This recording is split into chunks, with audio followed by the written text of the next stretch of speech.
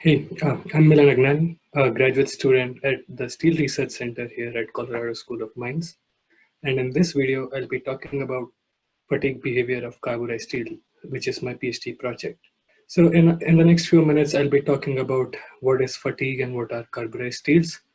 So I can sort of motivate as to what I'm doing and why. So carburized steels are used in manufacturing components like gears and drive shafts that are used in power transmission. So for instance, these wind turbines that brings electricity to our houses, or they can be used in agricultural equipments that brings food to our tables. And also they can be used in automobiles, which take us to different places. So, uh, if one could say that that the power generation drives our economies, then carburized components drive power generation or drive power itself. So they're pretty essential for a modern living. However, you can notice that these components are subjected to cyclic loading and stresses in their service life. So fatigue forms an important part of what these components experience. Now let's take a look at components of a jet engine experiencing fatigue loading.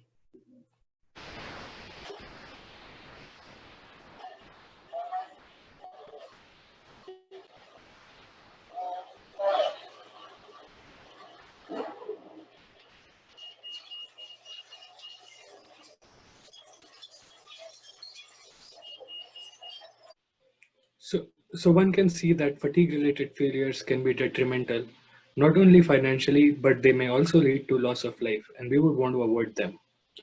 Now, just as nobody is perfect, these components also tend to have defects, which may lead to cracks. The presence of cracks is not as much of an issue as as the fact that the cracks may grow, and they can grow to sizes large enough for the component to fail. So a lot of effort goes into designing materials where the cracks grow slowly, and also developing models with which one can guess how long does it take for cracks to grow to a detrimental size, so one can predict fatigue life of these components and in the end remove them from service before they tend to break. In materials research, we turn to what is known as materials design paradigm, where the objective is to correlate the processing structure and properties. So we want to know how a certain processing method results in a certain structure of the material and how that structure then affects the properties of that material. Just as an example, carbon is a very versatile material and it manifests in a variety of forms. The amorphous form of carbon is known as coal, whereas the crystalline form is known as diamond. And just by the virtue of this structure, they have vastly different properties. I would also say that if you were to give me carbon atoms, I would prefer you give them as crystalline form and not amorphous form. But jokes aside, in this project, we want to correlate carburizing processing with steel microstructure and thus the fatigue performance. So let's take a look at how the structure looks like. We can see a structure of a steel gear in the mesoscale. So to understand this structure better, let's take a closer look at this. If we were to zoom the area near the surface of a gear teeth and look at it under a scanning electron microscope and zoom it by 1,000 times, this is what we would see. And at a micron scale, this is what is called a microstructure of this material. Clearly, one can see that there are two different kinds of feature. And to know more about it, let's zoom in further at the atomistic scale. Here, the dark feature that you can see is known as Martensite, and the iron atoms in this structure are arranged in the form of a body-centered tetragonal. If you were to look at the light feature at atomistic scale, this is what is called austenite, and the atoms are arranged, again, it's iron atoms, but they are arranged in a structure called face-centered cubic. Just by the differences in the structure, one observes that martensite is hard and brittle, whereas austenite is soft and ductile. And overall fatigue behavior of the microstructure or of the component would depend on how these two martensite and austenite are distributed, the amount of their respective amounts, and essentially their sizes and their size distributions. That would essentially affect the fatigue performance. And that's not the entire story. To understand it even better, we have to take a look at what does carburizing process do to the iron atoms or to the steel component.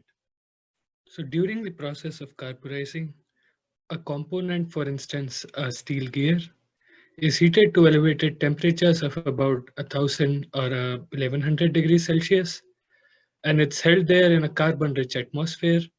This allows carbon to diffuse and provide surface hardening, and then subsequently the component is rapidly cooled.